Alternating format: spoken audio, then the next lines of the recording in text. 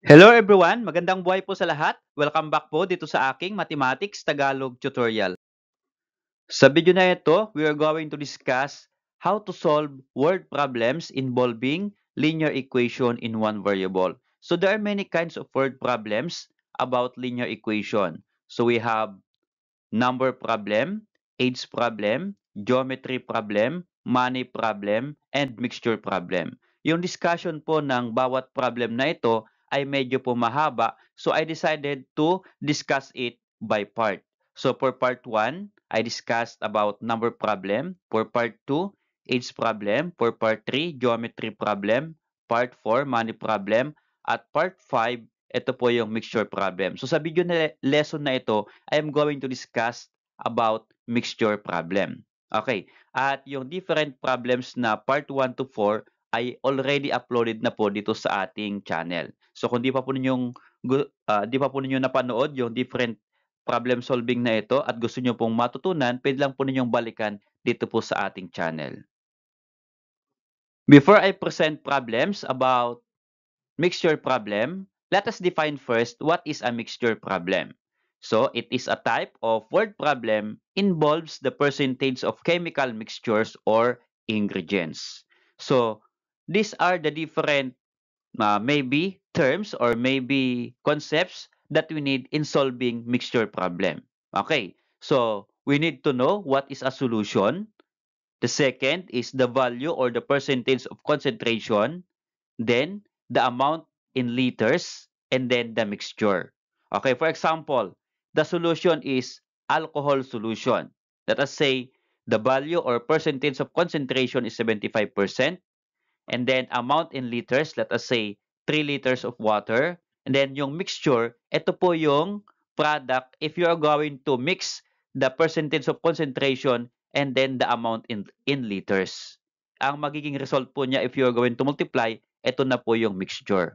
And take note, in multiplying the percentage and then the amount in liters, you should write first the percentage into decimal before you multiply. Ano po? Let us say 75% is 0.75. Okay? Then, you multiply it by 3 liters. So, 0.75 times 3, that is equal to 2.25. So, 2.25 is the mixture. So, yun po yung dapat na matutunan po natin before we solve word problems. So, ito po kasi yung mga data na kailangan natin to solve word problems. Okay, so let's start for problem number 1. Manny and Jack have two grades of milk in their small dairy farm. One that is 22% butter fat and another is that 16% butter fat. How much of each should they use to end up with 42 liters of 20% butter fat? Okay, so this problem is all about mixture problem. So notice here in our mixture problem, we have percentage as given. 22% butter fat, 16% butter fat, and 20% butter fat. Okay, so how are we going to connect this percentage and then we have 42 liters, another given. How are we going to connect this given to solve for what is being asked in the problem? So ano pa yung hinahanap sa problem? Here, the problem asked, how much of each should they use to end up with 42 liters of 20% butter fat? Since given po yung 22% butter fat, ang hinahanap po dito ay yung amount in liters. Okay. So, pag sinabi nating end up, kapag nag-mixture po tayo, mag-end up po tayo with 42 liters of 20% butter fat. Okay. So now, how are we going to start to solve this problem? So, may mga iba po mahirap pong mag-umpisa. Paano po ba isosolve itong problem na ito? So, first is that we're going to let X as amount in butter fat. Pero, pwede po yung dalawang percentage ang gamitin. It can be 22% butter fat or it can be 16% butter fat. So, okay, ganito lang po yon. So, yung solution po natin ay let X amount in liters of 22% butter fat. Okay. So, mag-start po tayo sa 22% butter fat. So, mag-let po tayo ng X. Okay? Pwede naman po mag-start tayo sa 16%. Kahit saan lang po dyan sa dalawang percentage. At dapat mag-end up po tayo sa 20%. Okay. So here, since we let X as the amount in liters of 22 butter fat, then we'll discuss this problem by using table para mas madali po ninyong maintindihan. So again, kagaya po ng una kong presentation, yung unang column po ay solution. So, yung solution po natin ay we have milk with 22% butter fat. So, nilagay ko lang po dito ay milk 22% butter fat. Okay, and then another one is 16%. Okay, so we have milk with 16% butter fat. And then, meron pa po tayong percentage dito. Okay? We have 20% butter fat. Ito po yung magiging result kasi sabi po ng problem, end up. Ito po yung magiging end up ng solution natin. So, ang lalagay po natin ay the result. Okay? Next sa second column is that we have value in percent or the percentage of concentration and then the amount in liters and then the mixture. Okay, so yung percentage po ng bawat solution natin. So sa milk with 22%, that is 22%. And then milk with 16% butter fat, that is 16%. Okay, yung tong dalawang percentage po na ito. So now, yung value na iyan or yung percentage na yan, you need to write it in decimal. So yung 22% ay 0.22 at yung 16% ay 0.16. So dapat ma-recall po ninyo how we convert percentage to decimal. Okay. So next po is the result. Ang maging result po natin ay 20% butter fat. So ilagay po natin dito 20% is equal to 0.20 in decimal. Okay. So next po is the amount in liters. Okay. So here, ang hinahanap po natin ay amount in liters. So ano po yung amount in liters of 22% butter fat? So wala pong nakalagay dito. Percentage lang po ang nakalagay sa 22%. Okay, yung butter fat lang po na percentage. So here, since we let that X is the amount of in liters of 22 butter fat, lagay po natin dito ay X. Okay? So that is X, the amount in liters. Now, how about the milk of 16%, how many liters ang ilalagay po natin, iaalat natin? Since ang result po ay mag-end up po tayo sa 42 liters, so dapat kapag pinagsama po natin yung 22% na milk at 16% na milk, dapat ang amount in liters po ay 42 liters kasi sabi po dito ay end up with 42 liters. So yung amount na total dapat ay 42 liters.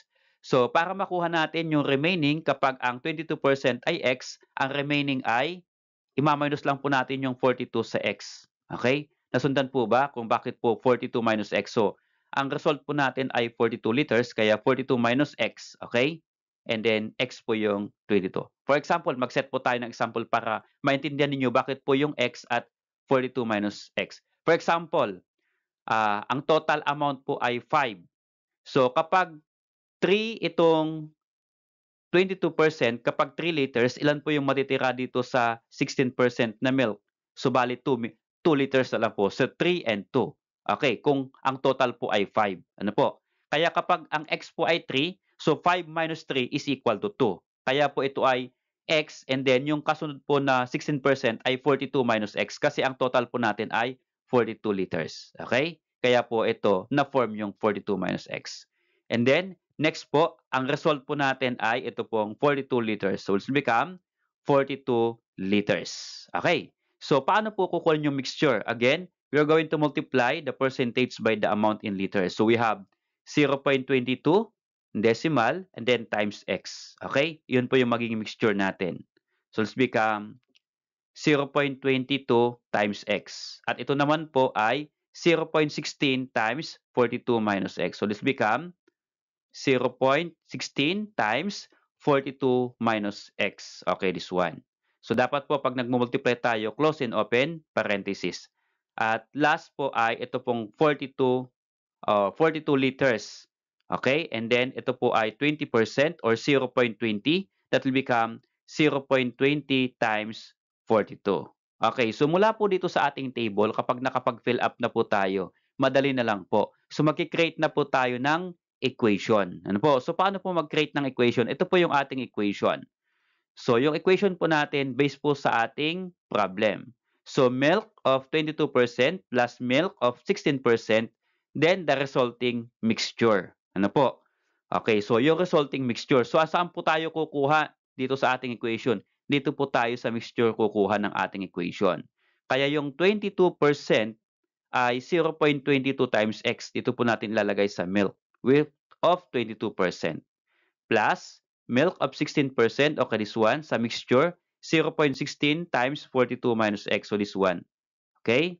Is equal to, ano yung resulting mixture? Ito na po yung result na mixture, 0.20 times 42, okay, this one. So this is now the equation that we're going to solve or to solve for x para makuha po natin yung amount in liters. Okay, so yung value po ng x dito is that the amount in liters. Okay? Okay, so itask ko po yung ating equation. Then, i-clear po natin to para magkaroon po tayo ng space for computation. Okay, so this is now our equation. And then, we're going to solve it applying linear equation in one variable.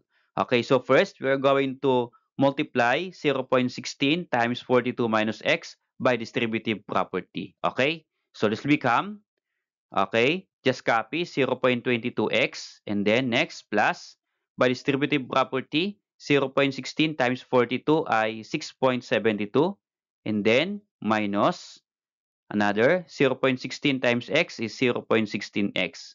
Then next is equal sign. You can now multiply 0.20 times 42 that is equal to 8.4.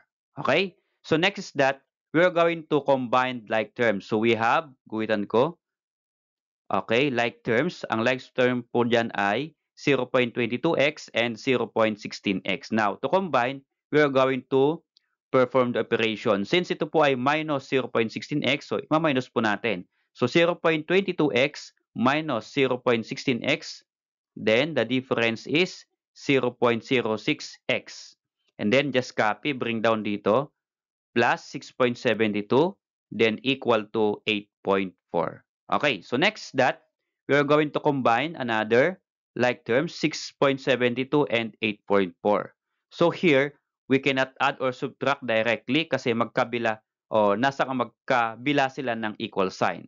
So we move first 6.72 to the right of equal sign here. Okay, by addition property of equality. So we are going to subtract 6.72 to both side of the equation. Okay, so bakit po minus 6.72? Kasi ito po ay plus or positive. Dapat ang ipapartner po natin ay negative para po maging 0.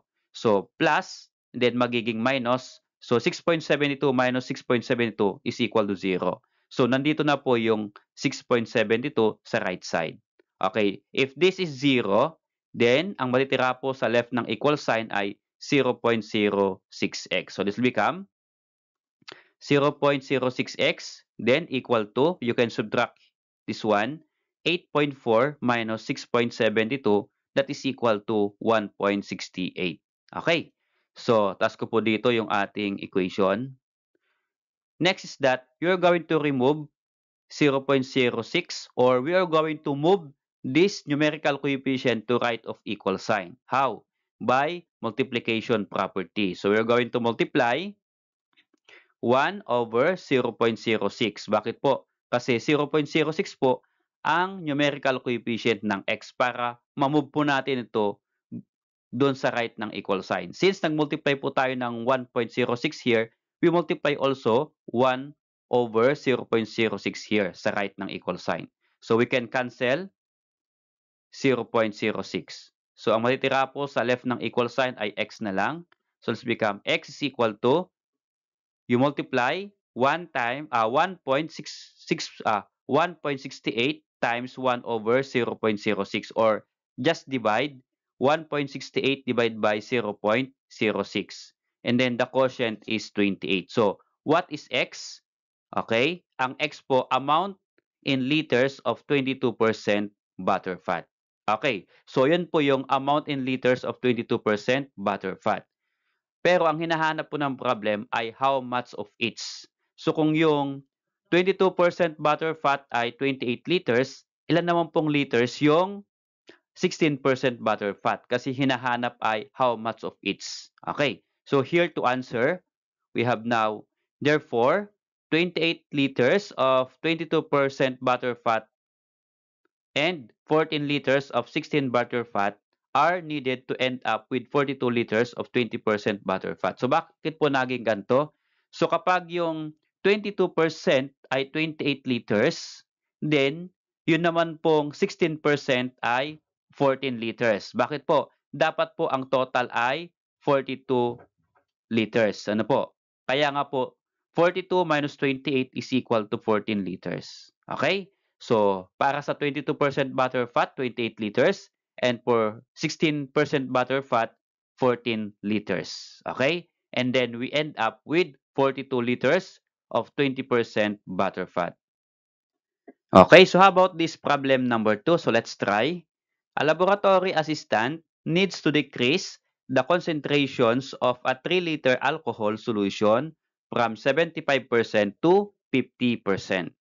How many liters of water must she add to the solution? Okay, so this problem is all about mixture problem. So again, we have percentage of concentration and we have liter of alcohol or 3-liter alcohol. So meron po tayong amount in liter and we have percentage. Now, how to start to solve this problem? Let us analyze the problem. So ano ba ang gustong mangyari ng problem? So yung problem wants to find the number of liters must she add to the solution. Bakit po mag-a-add ng liters of water? Para po ma-decrease yung percentage of solution. So mula 75% to 50%. Ano po? But the same po, 3 liters. Magdadaglag lang po ng amount in liters para bumaba po yung percentage. Ano po? So ilan po kaya yung idadagdag niya? Yun po yung hahanapin. How many liters? Okay. So here, we're going to let X be the number of liters of water to be added. And we are going to present the computation by using table. Again, yung first column natin ay solution. So, dalawa lang po yung solution natin. We have original solution. Ang original solution po natin ay 3-liter alcohol of 75%. Okay? Yun po yung ating original. So, ang final solution po natin ay yung magdadagdag po tayo ng liters sa 3 liters para maging 50% po yung ating mixture. Okay, so sa ating pong second column, third and fourth, again, value in percentage. Next ay amount in liters and then yung last po natin ay mixture. So yung percentage po ng original solution ay ito pong 75%. Okay? At yung final solution dapat daw po magiging 50%, kaya 50%. So in decimal, 75% is 0.75 and 50% is 0.50. Okay. Now, how about amount in liters? So ang original solution po natin ay 3 liters alcohol. Yun po yung ating original solution. Okay? And then, how about the amount in liters of final solution? Okay? Since yung 3 liters po ay magdadagdag tayo ng, okay, mag-a-add tayo ng solution or mag-a-add tayo ng amount in liters, so magpa-plus po tayo. Kung ang original solution ay 3 liters, then mag-a-add po tayo ng liters. Ano po? So, since x po yung nilet po natin na number of liters, kaya magiging 3 plus x po yan. Okay?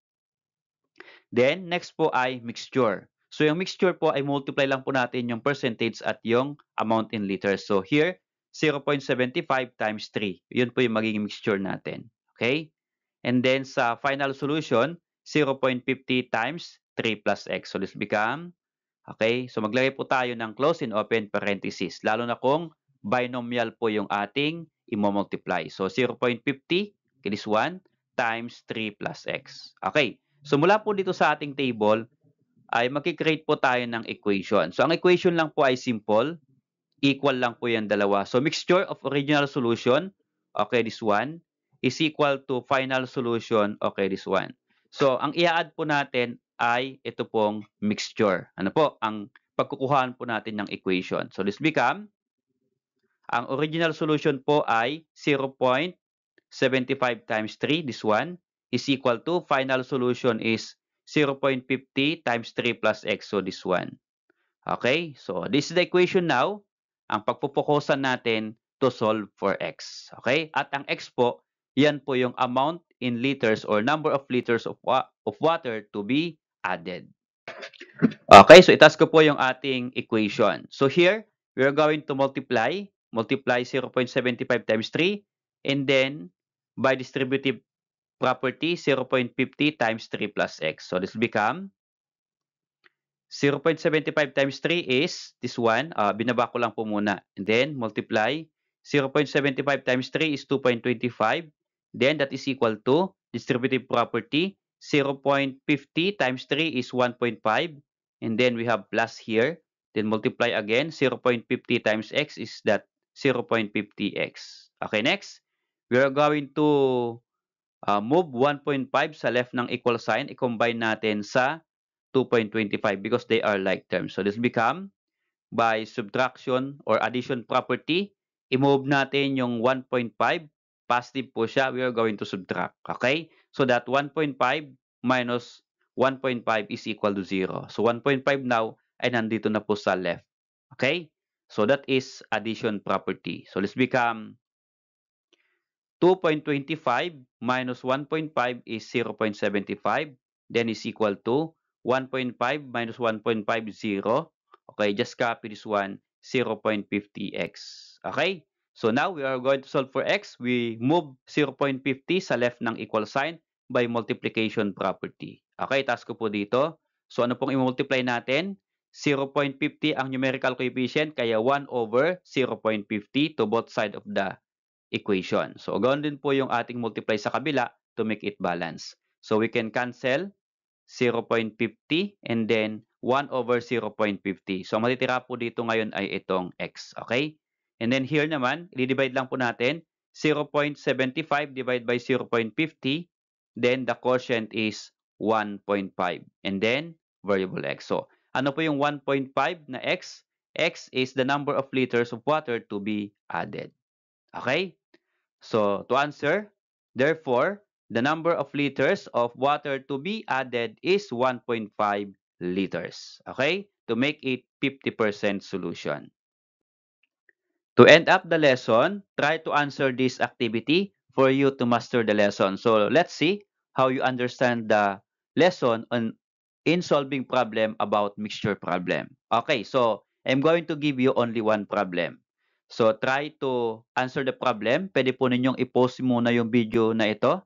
Then, kapag meron na po kayong sagot, ay try nyo pong tignan sa end ng video na ito. Ibibigay ko po yung sagot at check po ninyo kung tama yung inyong sagot. So, kung tama, congratulations. At kung mali naman, better luck next time. Okay, try to study again this mixture problem. Thanks for watching mga anak. I hope that you learned something from this simple video lesson. This is the answer on the posted activity earlier. So, for 30% sugar juice, 8 liters, and for 10% sugar juice, 12 liters. So again, congratulations if you got the correct answer.